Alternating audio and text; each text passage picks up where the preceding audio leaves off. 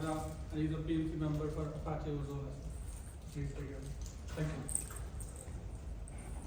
Hey, good afternoon, everyone. Thanks for joining me today.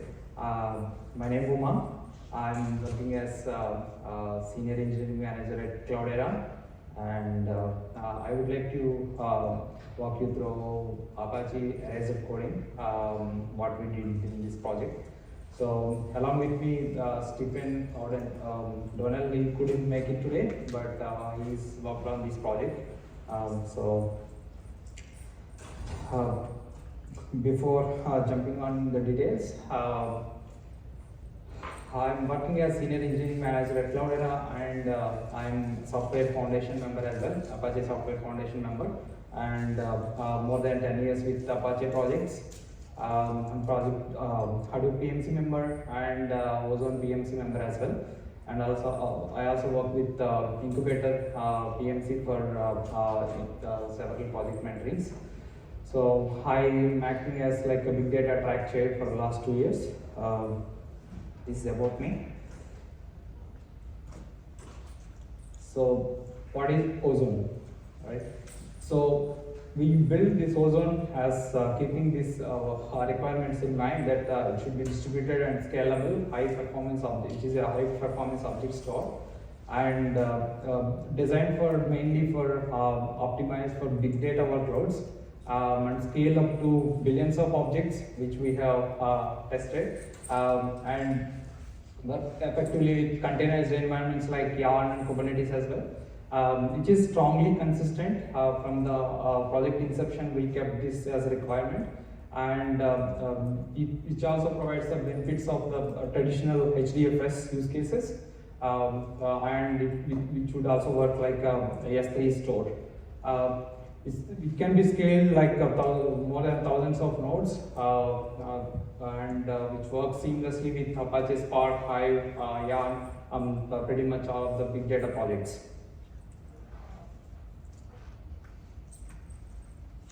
So before jumping on to the EC specific architecture, let's look into the Ozone itself, right, first.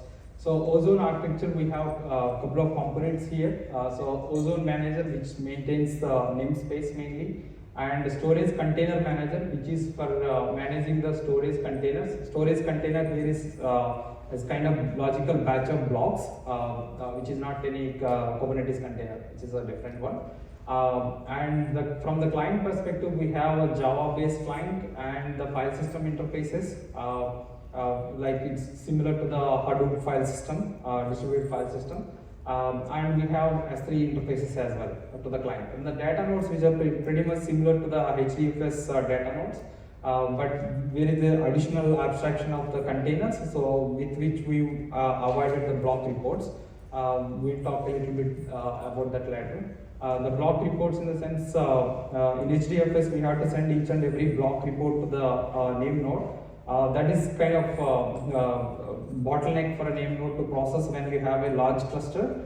So here we got the use cases opened up for us to have a dense storage, because we avoided the block storage, because it would only send the container reports. So whether the container inside the container blocks are healthy or not, it would care about.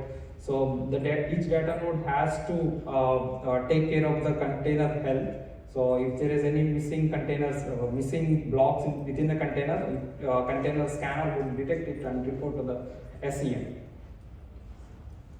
So there is a right side another component called Recon server, which is kind of a reporting server which would maintain all the metrics of the cluster health. So which is basically useful for the administrators to look at how the cluster is doing.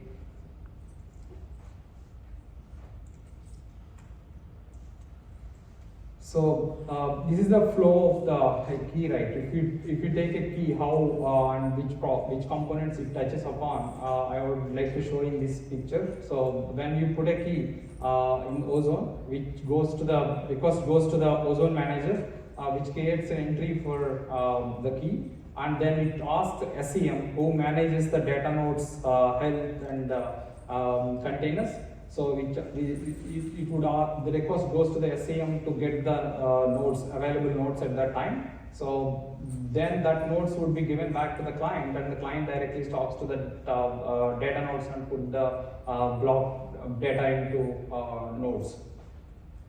So then at the end, the client would make a commit key, which would be the client knows what is the length of each block it has written and committed for. Then the length would be committed to the Ozone manager. So the Ozone manager knows each key level lengths at that point of time.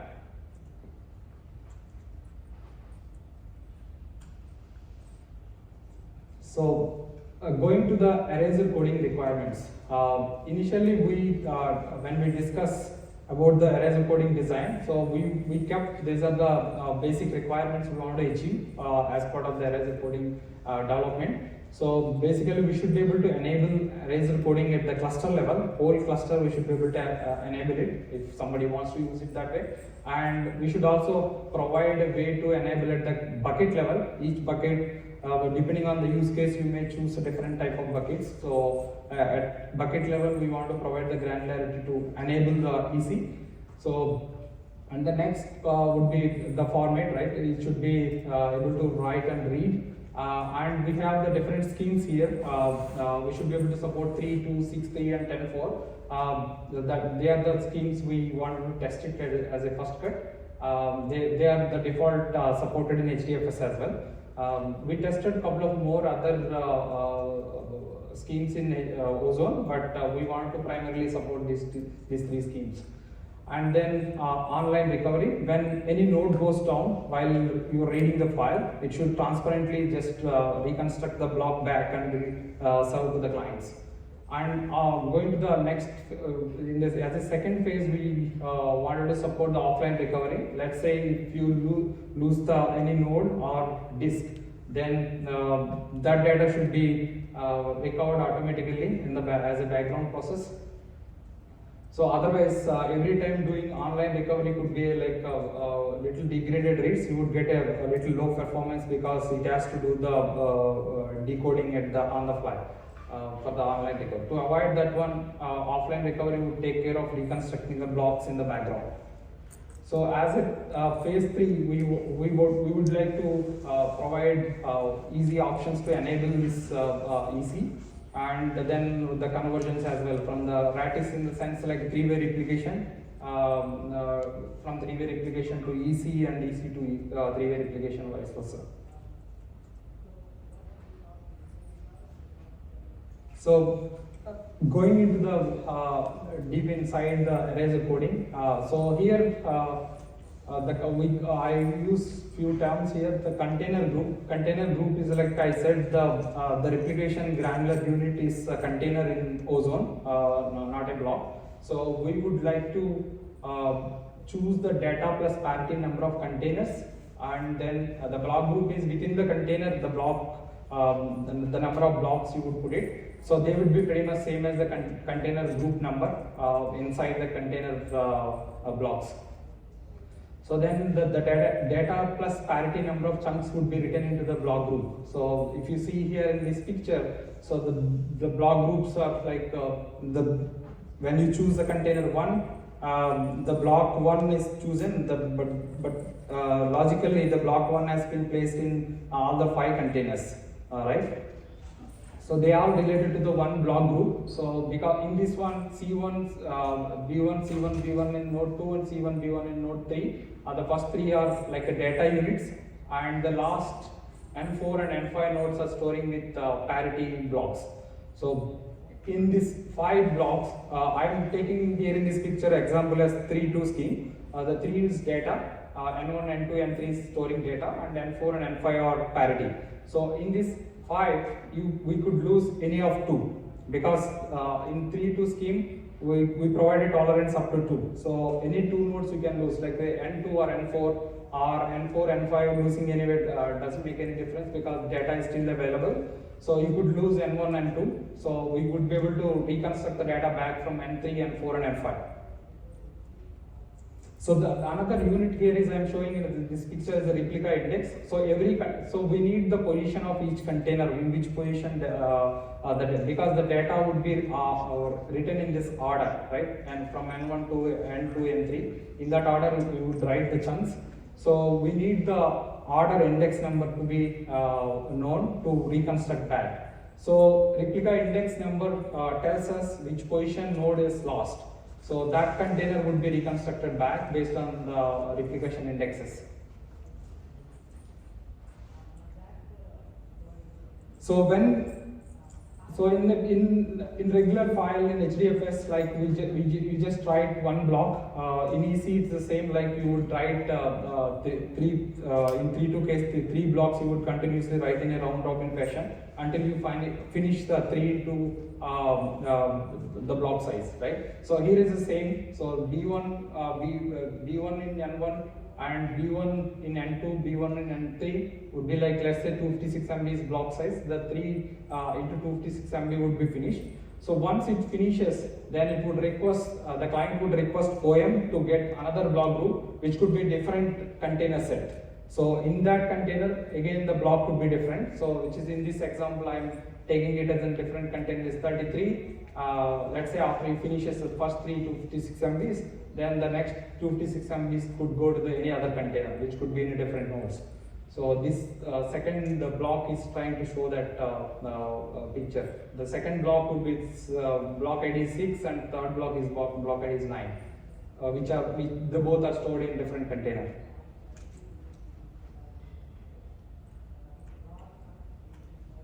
So one more point is the parity is generated at the client side. So once the three data pieces we transfer to the data nodes, we generate a parity, and then the parity containers, parity chunks will be transferred to N4 and N5. So when node fails, we will just close the current block group and just request the new block group, because we support the variable size of the block. Here we need not reach the 256 MB as a fixed size, so we just close that block and we can just freely move to the new block. So that made us some of the things simplified when we do the offline reconstruction.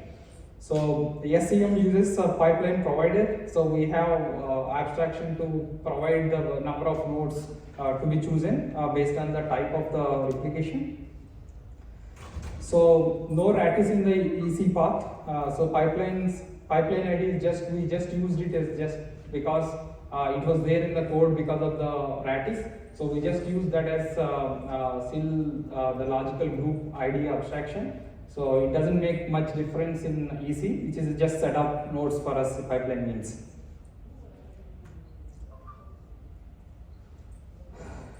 Here, we chosen the striping model, which is pretty much similar to the HDFS. So the striping in the sense is one round of a data chunk writing in horizontally, we call it as a stripe. So the chunks would be written in the round robin fashion. So as I said in the previous picture, the first chunk would go to the N1 and second chunk go to the N2 and third chunk would go to the N3, and then again fourth chunk would come back to the N1 node. So we choose in the round robin fashion.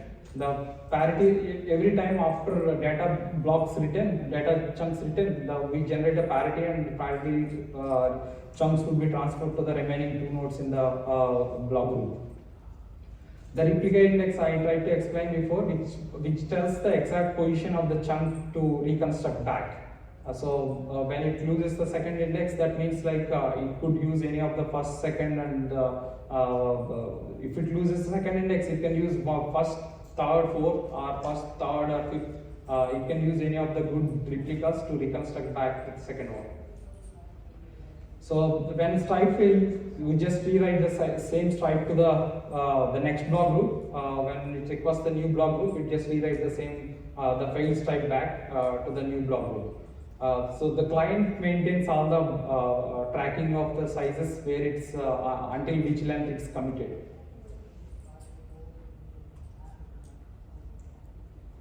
So before in the previous picture, I tried to show the full block. When you look at the close to each block, how the chunks are laid out.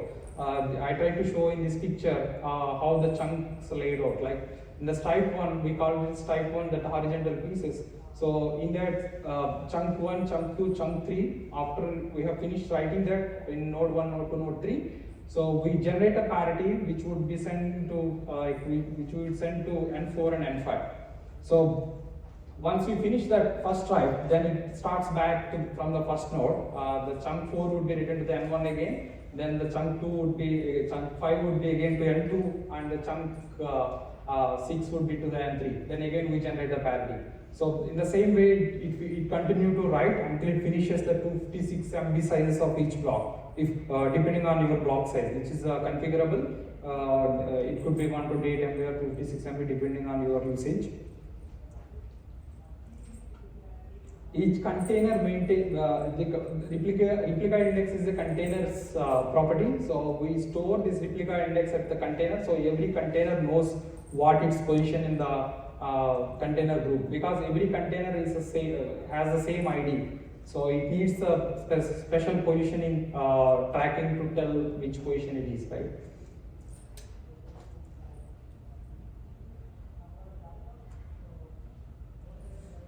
So here one more point I would like to explain here, like when you have just smaller files. So let's say you have just 1 MB file.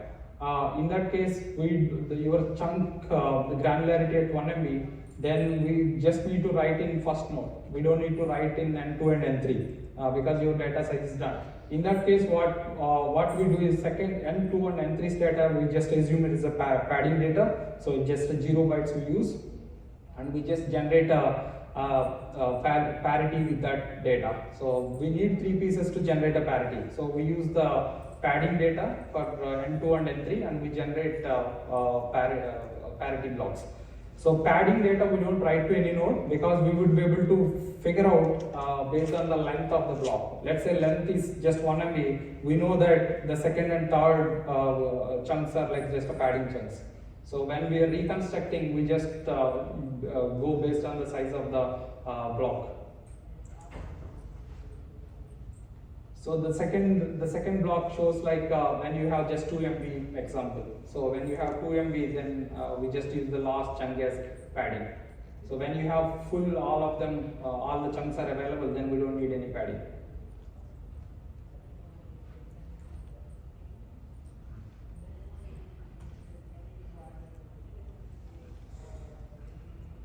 Yeah, I think we discussed pretty much these points. I'll just go on to the next slide. So, okay, let's go on to the read, right? In the reads, it should follow the same order in which order it has written, because the write is going with the chunk by chunk into the different nodes. So the reader should understand in which order it has written. So in the same order it should read back. So the reader would get the replica index positions along with the block details when it is requesting the OM. So using that replica indexes, it goes to each node and fetch the 1 MB size of blocks. Depending on the how the user is reading the required length, it goes on to the different nodes in that container group. So the Ozone client will transparently stitches the chunks to the user. So user would get the same stream as he written to the file. So the client does not read from parity replicas unless there are failures. It attempts to read only from the data replicas. In the N1, N2, it always tries to read from N1, N2, N3 because you don't need to read the parity unless there are failures. So only in the failure case we go to the parity nodes and get for a reconstruction.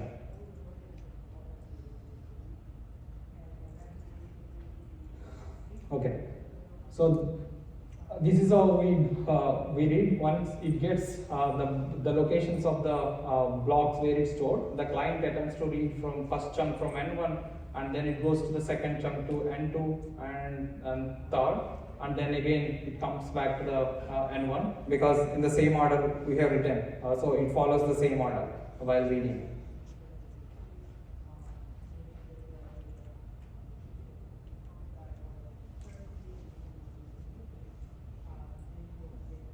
So this is when there are node fails, it attempts to it always attempts to read from the data blocks. So when node fail, then it has to go to the one of the parity node to get the chunk back to reconstruct by using the available remaining data pieces. So as I said, in a 3-2, we can lose any two chunks in it, right? So let's say first chunk lost, then in that case it will be fall back to the reconstructional read flow, and it goes and get from one of the parity replica in place of the data, and it goes to the EC decoding function and gets the erased index chunk back. So then again, it transparently it has to serve back to the clients. So user would not be aware of all these things behind the scenes. So even if you lost few nodes in that, so you would not notice there are failures behind the scenes. So it just serve the clients transparently. To avoid degraded reads, I said like we also implemented the offline reconstruction, which would be like try to keep the blocks reconstructed as soon as possible when they lost, right? So this is the picture it's trying to show that. So let's say we lost M3 in this picture. So it's supposed to read the third chunk from node 3, but it's not there. When it is reading, it failed. So what it does is it goes to the reconstructional read flow, and it talks to the either N4 or N5 depending on the availability. So let's say it attempts the N4, and it can, any 3 replicas we need to just reconstruct back the N3. So it uses N1 chunk and N2 chunk and N4 chunk. So then it can get the N3 chunk back in EC. So it solves, the third chunk will be solved to the clients transparently. Then again, when for the second stripe, it follows the same fashion. In case while doing this, if N4 lost again while you are reading, so it could use N5. So we could tolerate until 2 failures in 3.2 case. In 6.3 case, you could tolerate until 3 failures. 3 nodes we can lose up to 3 nodes. In 10.4, we could lose up to 4 nodes. So we could support still more, like some of the users like Tencent wants to use as a 12.4. That's what they are talking. So we could support different schemes, but right now in the community we just verified these 3 schemes, and later we may enable more schemes depending on the interest of the community and people.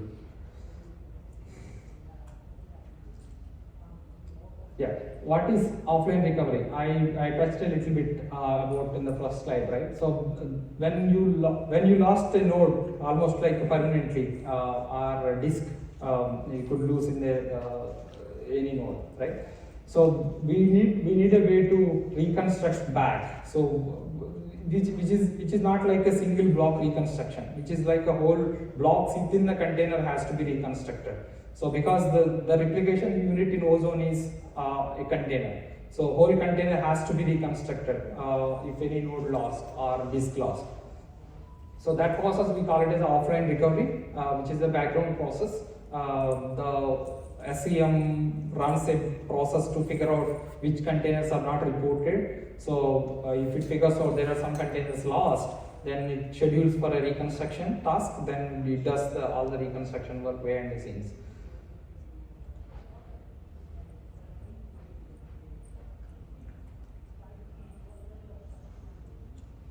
So how the missing containers are detected? So there is a replication monitoring process which was already available for RATIS, which is similar to the HDFS replication manager, which figures. But here only the difference is it finds the whole containers whether it is available or not at the each individual block level.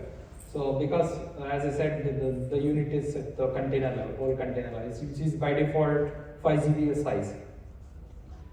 So RM scans every container in a loop every time, because which is very less number of containers when compared to the number of blocks in the cluster. So we do the loop. So if any containers report is not, like any container is missing in the report, let's say it figures out only 2 replicas available, it's supposed to be 5 replicas. In that case in EC, if only 2 replicas available, it's unrecoverable, right? Let's say if it has 3 replicas available, so then 2 more replicas are lost. We should be able to reconstruct that back because we have the 3 replicas available. Then it schedules the replication task to the one of the node, data node. The data node reads the blocks from remaining nodes, which was given from the RM. RM would also give what are the nodes available at that stage. So RM would also detect the over replicated. Let's say one of the node lost and you just reconstructed that back into the one of the new node. So, but now again you restarted that node. So it would come back and report the same container to the SCM. So in that case, it would detect as a over replicated container. So then it has to process that the over replicated container based on the placement policy, which is makes sense to delete. It would go on delete. So RM is the one who creates the replication commands by giving the new targets, which are the node should be good to copy, and which are the good sources you could use to reconstruct. So let's say in 5.3 case we just lost one node, that means we still have 4 nodes. So you could use any 3 is enough. So which would RM would detect which may be the best sources to reconstruct the container. So then sometimes some of the containers nodes could be busy, right? So in that case it would try to give the best nodes to reconstruct. So most of the times we just use the first DN as a target to do all this reconstruction job. So because one of the target could be the simple local node, so we can avoid transferring one container to the other remote node. So the one of the target node does this reconstruction and just copy it to the local. And if it has to reconstruct more containers, then it would remaining containers it would transfer. It has to transfer remotely. So this is the flow of offline recovery. So let's say, as I said, let's say SCM figure out there are 2 containers lost in 3.2 case. So it figures out the target nodes as DN6 and DN7. They are the missing replicas, and then it would also tell the what is the EC replication config. EC replication config contains the scheme details, like say 3.2 or 6.3 or 10.4, depending on the EC scheme. So it sends the request to one of the DN. As I said, here in this case, the DN6. DN6 is a target node, coordinator node who does the reconstruction. Why we don't send the reconstruction task to DN6 and DN7 separately to reconstruct its local block? The reason is the DN6 has to read the 3 number of replicas to reconstruct. So let's say if we send the DN6 and DN7, the both ended up reading 3 replicas to local. So that's not necessary. So that's why we just send to the DN6 to do the both replicas reconstructed at once, and one can be stored in DN6 itself and other can be transferred to the remote target. So the targets are DN6 and DN7 here. So that request is sent to the DN6. The DN6 would do this job, like it lists the blocks from the peer containers, available containers, source containers. In this case, DN1, DN2, the DN3 could be the source containers. So it just uses the source containers to figure out how many blocks they are holding. So all of the blocks, it would just go each one by one, and chunk by chunk it would just reconstruct back. And the same chunks can be one can be transferred to the local container, the other index container should be transferred to the DN7. So once temporarily when it started the processing, it would set the state of the container as recovering state. So SCM would not report, the DNs would not report that container, in progress container, to the SCM. So once the container is fully recovered, it would just close the containers and it would send the incremental report to the SCM. So SCM would just accept the newly recovered container as regular containers.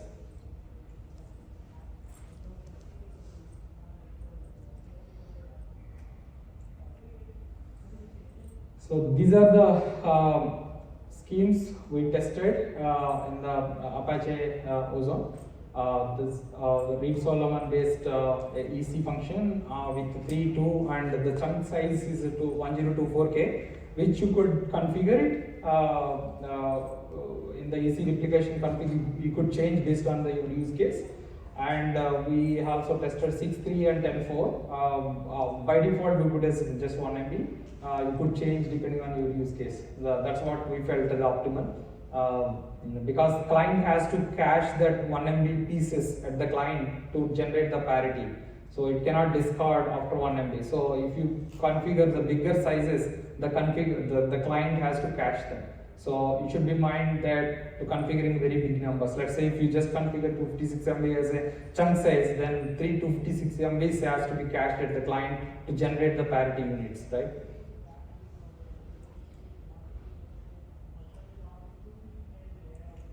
So now enabling the EC at the cluster level, we will talk about how we could enable Erasure coding at the whole EC cluster level. So these are the configurations. Prior to this EC, the duplication configurations are available at the client side. So which we have moved to the server as a default options. So this default options you could configure at the server side. So if you configure this one, these two properties, then the whole cluster will take effect of these configurations. By default, it was configured with Ratis, and you could change it to EC if you want to as a whole cluster configuration.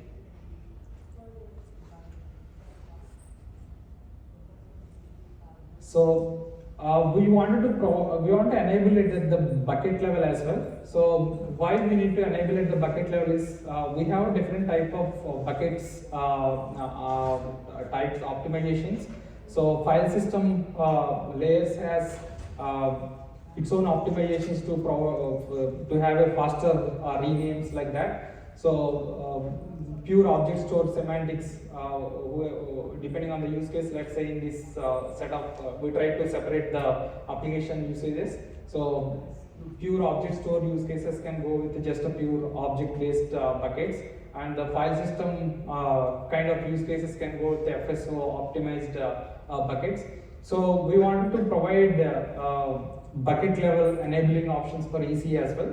So on a whole bucket, somebody don't need to enable set the EC replication config on every file. You can just go and set it at the whole bucket, not at the cluster level but. So you could just set the EC replication config on a bucket. So when you set a EC replication config on a bucket, all the files whatever you written in the bucket would be just EC'd.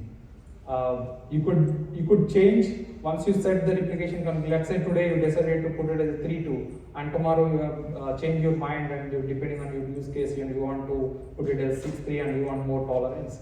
So then from the day when you change, from the time when you change, all the keys whatever you have written would be EC'd with 6.3 scheme. The prior files will be stay as it is with 3.2.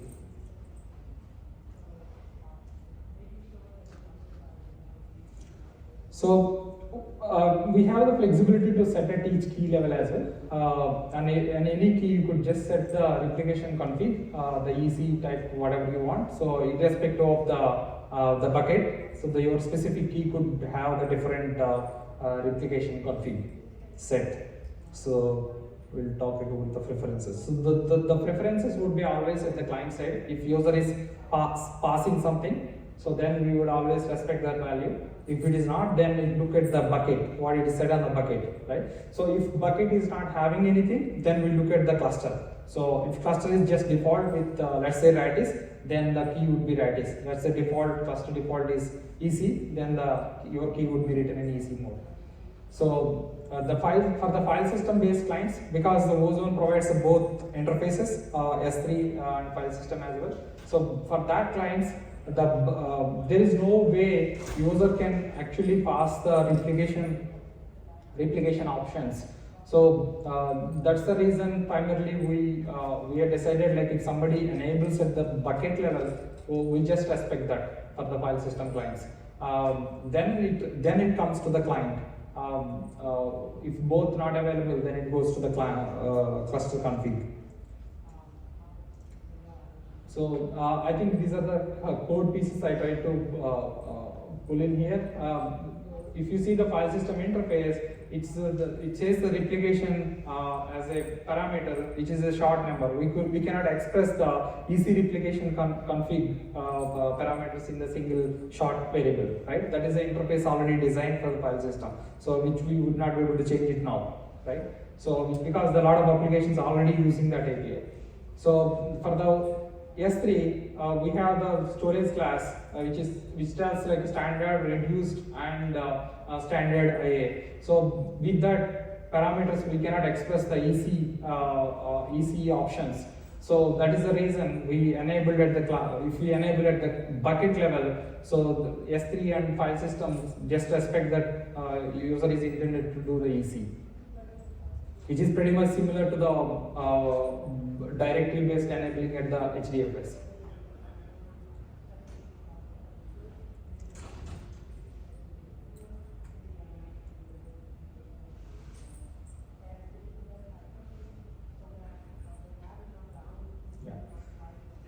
So,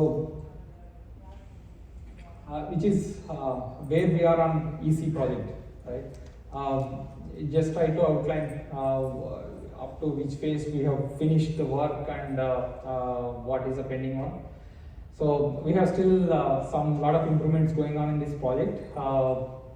In the phase 1, we finished that like basic write and read and online reconstruction. Like any node can go down and just transparently we provide the read, and offline reconstruction is already finished. So even if you lost any node or disk, we would just reconstruct back. As part of phase 3, this is still in progress. We are this is in our roadmap to finish.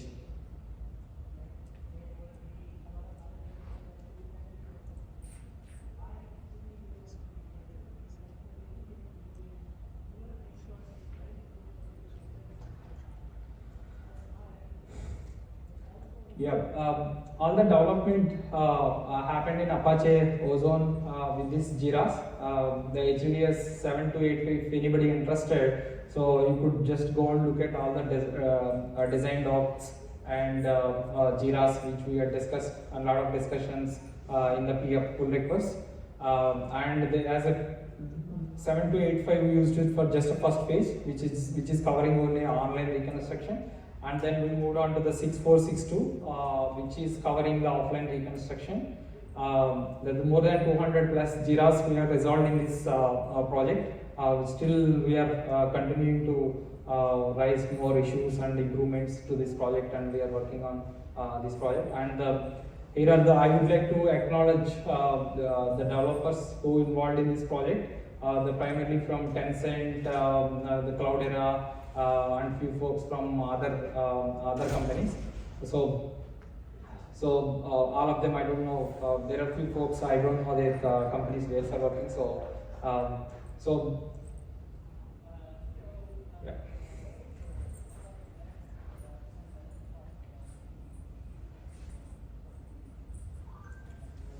So this is the Git repo for Apache Ozone.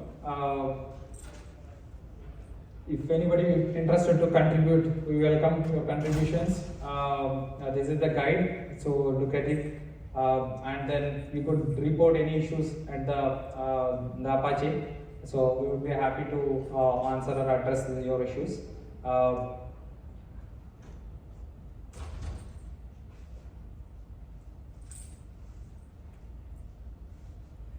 Yeah. Yeah.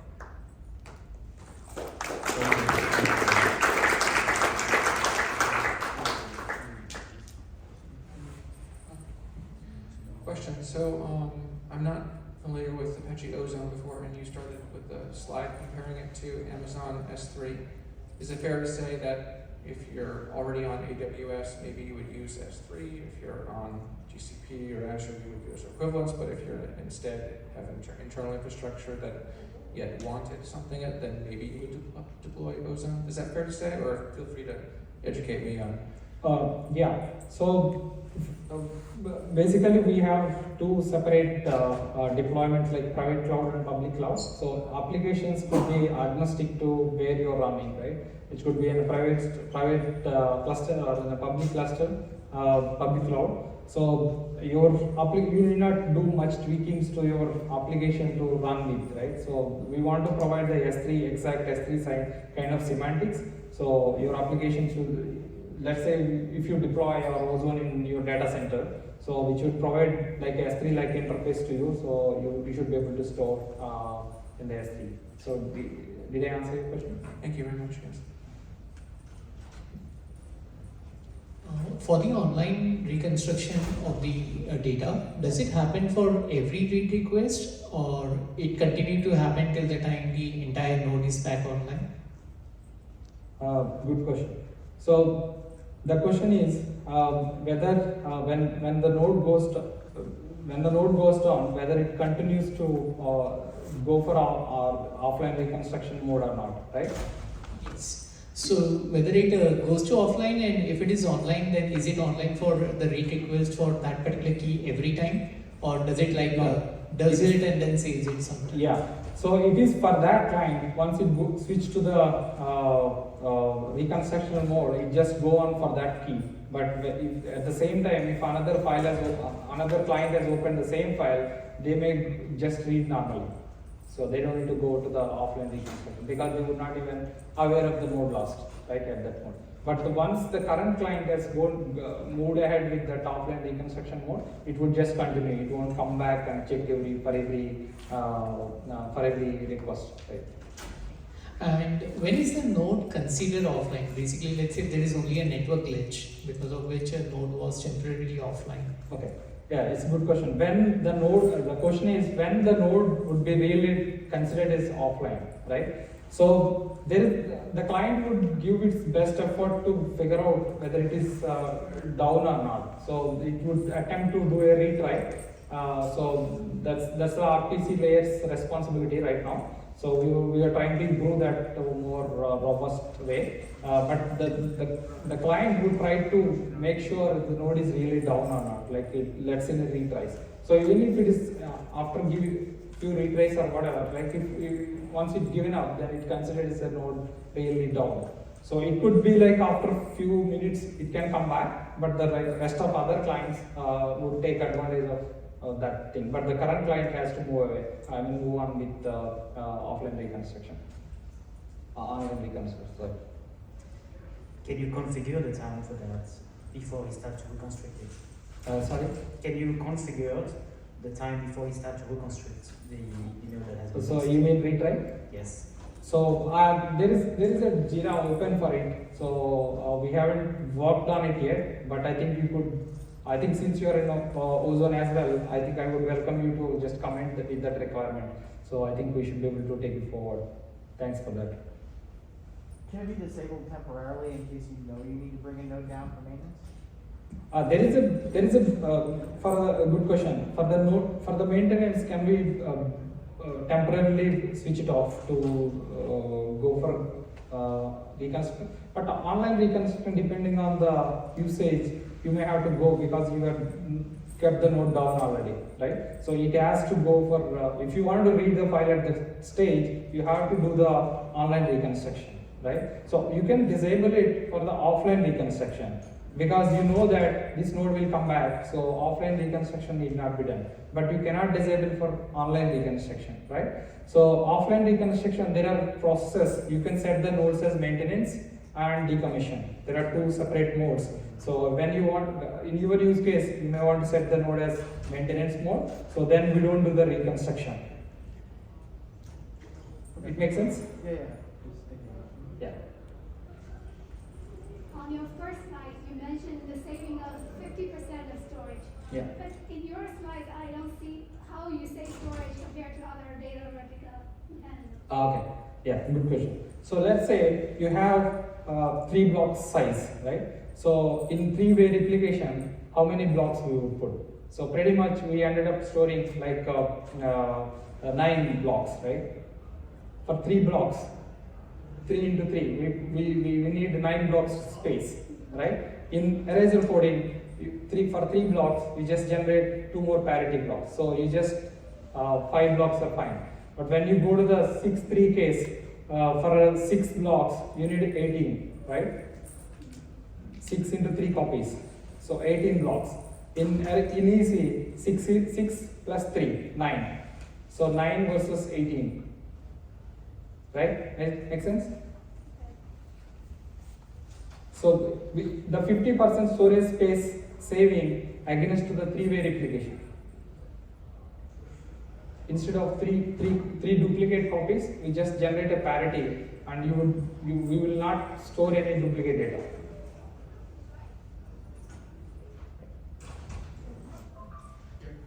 I mean, just want to let you know, 3 minutes for the next talk. Probably if you hang around in the outside, we can Yeah. have a Q&A. Okay, thank Thank you. you. Thank you so much, everyone.